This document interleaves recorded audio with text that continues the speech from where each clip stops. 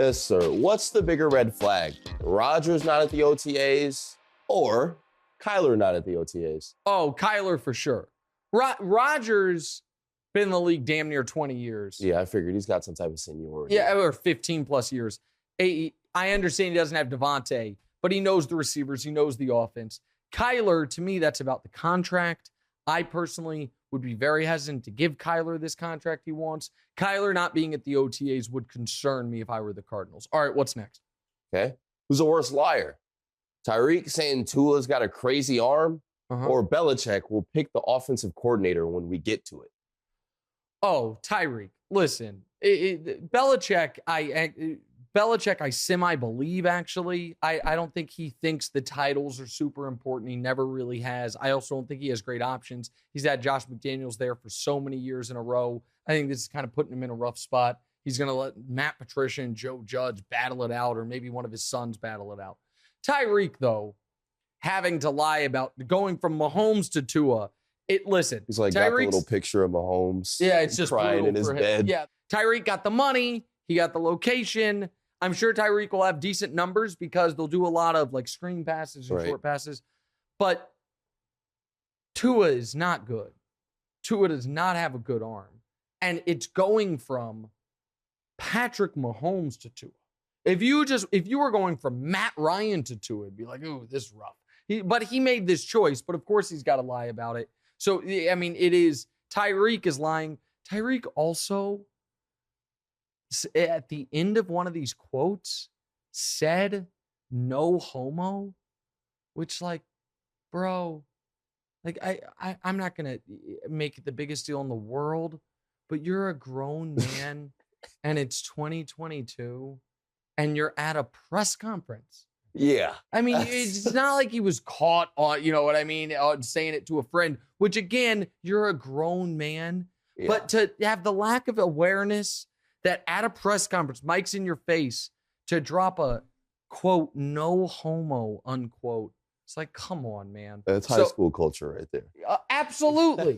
It's like embarrassing high school culture. Like, you got to be better than that. All right, what's next? Predict a trade partner for one. DeAndre Ayton or Russell Westbrook? These are both hard. I'm just going to be totally honest. They're both, Ayton will have plenty of suitors out there. It's hard for him because it's hard to narrow it down to one. Because I think a lot of teams would like Ayton if they could get it. Right. Young was the number one pick of a draft. Right. Showed you last year, not this year, but last year in the playoffs, he could be something of a force. Now, unless you have, other people have said this and they're right, that unless you have Embiid or Jokic, does it make sense to pay a center $30+ million when you can get a Kevon Looney making almost nothing to give you 60% of the production? Right. You know what I mean? Is that, I'm not certain, but there'll be teams that want him. Russ is in a different situation. My gut tells me if I have to pick one trade partner, I think it's the Knicks. The Knicks have some contracts they want to get off of, like Evan Fournier and Alec Burks. I don't think they're going to get any they're not going to be able to trade for Donovan this summer. They're going to want to put asses in the seats and keep their cap. That would help them clean up their cap for future years because Russ's contract is expiring. Now, would it be a one-team trade or a three-team trade? I don't know. Some people had postulated the Hornets, but Broussard has said, and I trust him on his reporting on this, the Hornets are not actually interested. I do believe Russ is going to be traded, and I would, if I had to pick one team, I would pick the Knicks, but it's going to be hard work. Luckily, the Lakers have one of the worst GMs in basketball, Rob Pelinka, on the case. You guys tricked me into talking about the Lakers. I said I wasn't going to talk about the Lakers, and you tricked me into doing it. I mean, you've actually talked about the Lakers a couple of times. Okay. First of all, up the energy, buddy. What it was exactly, but okay. All right. Let's. I didn't want to be loud on calling you out, but okay. Go ahead. What's next? What's the better fight, Canelo Triple G3 or Barkley versus Warrior fans? It's definitely Barkley versus the Warrior fans, and Charles Barkley is a great example. And other people should learn from it, which is this. I know everyone is all terrified of cancel culture these days. And, oh, you're not allowed to say anything anymore. Charles Barkley's stance of, I'm going to act the way I've always acted. and never acknowledge the criticism is the best stance possible.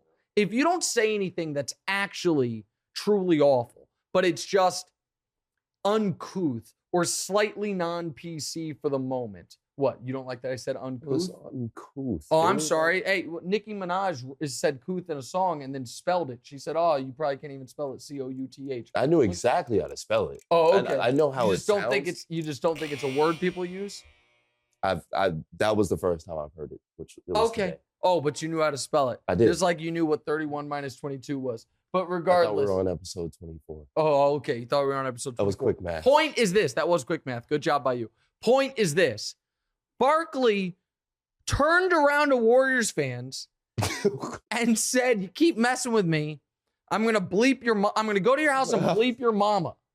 And nobody was like, Everybody "Oh my was God." dying laughing. Just laughing because it's Chuck. Yeah. And there's a thread right now, which is the best thread on Twitter, of 1,000 great Barkley moments. Everyone just loves him. The lesson, as always, is if you don't really do anything wrong, apologizing doesn't help. And the other lesson is you can be how offensive you are allowed to be is directly correlated with how funny you are. Yeah. A slightly offensive joke that is not funny at all will get you in so much more trouble than a very offensive joke that is wildly hilarious. Right. And Barkley has walked that line better than just about anybody. Okay. Hey, thanks for watching. Hit the subscribe button to get more from the show and make sure to click the bell to get notified every time new content drops. Check out full episodes of What's Right wherever you get your podcasts, or just click the link in the description below.